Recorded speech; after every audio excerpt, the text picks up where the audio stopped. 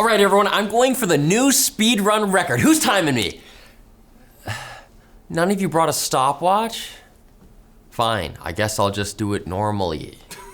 Last weekend's League of Legends World Championship, or Worlds, set a record for the most watched esports event in history. A history that began in 1842 when the first tic-tac-toe game was played by a telegraph by two angry Victorian nerds. Don't look that up, that's not real. According to esports charts, an esports data platform, the event had a peak viewership of 6.994 million people. Those numbers exclude Chinese viewership, despite the second place finishing team, Bilibili Gaming, being from China, due to the allegedly abstract metrics Chinese streaming platforms use.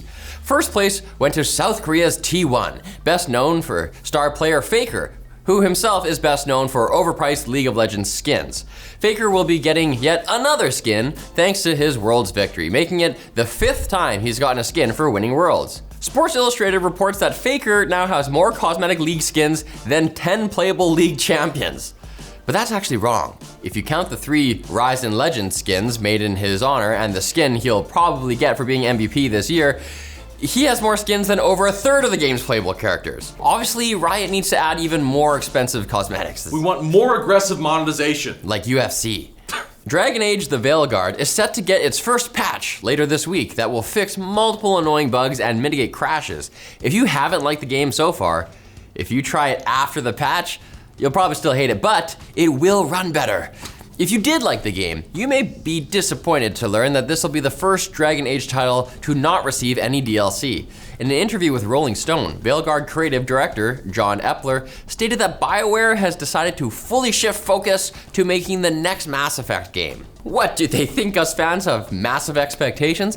All they need to do is justify the nearly decade-long pause between games, make the indoctrination theory canon, and retroactively make Andromeda good. Simple, it's like 3 steps.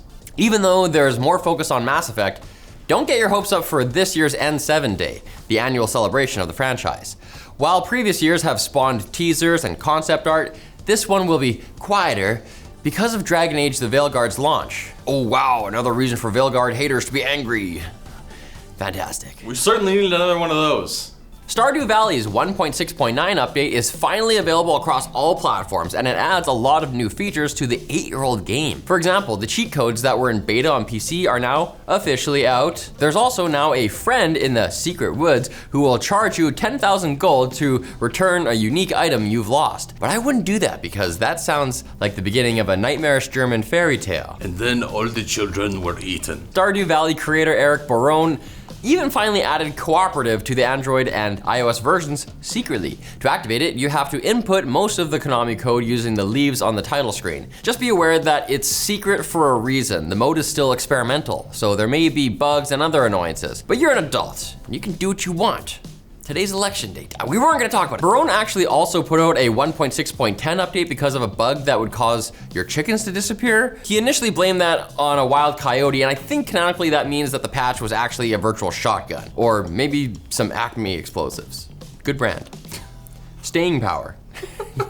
Speaking of blasts, check out our sponsor. NexiGo! Pick up an Aurora Pro projector during their first anniversary sale. The Aurora Pro is a 4K laser projector with Dolby Vision support and 3 HDMI 2.1 inputs, a peak brightness of 2400 lumens, and a mere 8 milliseconds of input latency, making it nice to game on. Plus, it's a laser projector, which means it has fantastic contrast and makes you feel like you're in a spaceship. With a maximum screen size of 150 inches and 4 built-in speakers, you can create your own home theater experience at a fraction of the cost of a massive TV and speakers. It even supports 3D. Get a NexiGo Aurora Pro projector and a 100-inch Fresnel projector screen for $24.99 US during NexiGo's anniversary sale. You can also get the more affordable Aurora Light projector for $19.99 US. Check them both out at the link below. On May 26, 1967, the Beatles released the album Sgt. Pepper's Lonely Hearts Club Band. This has nothing to do with the quick bits, it's just a good album. Star Wars Outlaws has a new creative director, something that surprised me since the game was released over 2 months ago. But the game's new boss, Drew Reckner, apparently has some exciting plans to make the game good. While the game has already received some big stealth fixes in response to fan feedback, Reckner wants to go further in fixing the gameplay. And not just stealth, He wants to also make combat more exciting and controls more reliable. Man, if only he thought of all this before launching the game. Great news, mustache fans! Mario and Luigi Brothership is coming out November 7th, and so far reviews are glowing.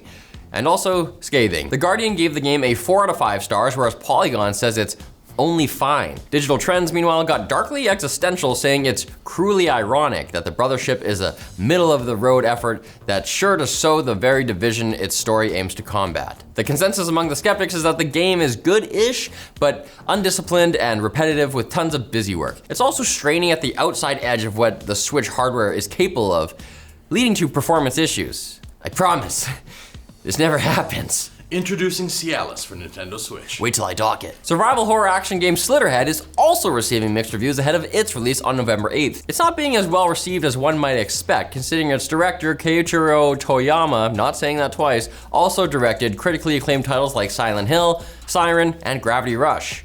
The best kind of rush, no offense. F you.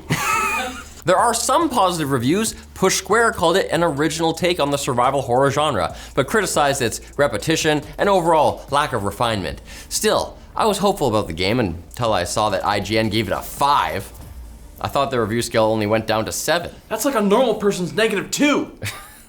Netflix has announced a new game development initiative powered by AI, of course. The company consciously made this decision days after closing its AAA game studio run by veterans of franchises like Halo, God of War, Mass Effect, and Dragon Age. Yeah, instead of that studio, they wanted AI. Mike Verdu announced his new role as VP of Gen AI for games at Netflix in a LinkedIn post with all the buzzwords: accelerate development, unlimited potential, I'm very proud of this. But what he didn't say was anything I believed. And Nintendo's new Alarmo alarm clock has already been hacked and forced to run Doom. Worry not, Nintendo, there's no emulation here. YouTuber Gary Odernix seems to have gotten Doom to run natively, using the wheel on top of the clock to move and aim, and the 2 side buttons to fire.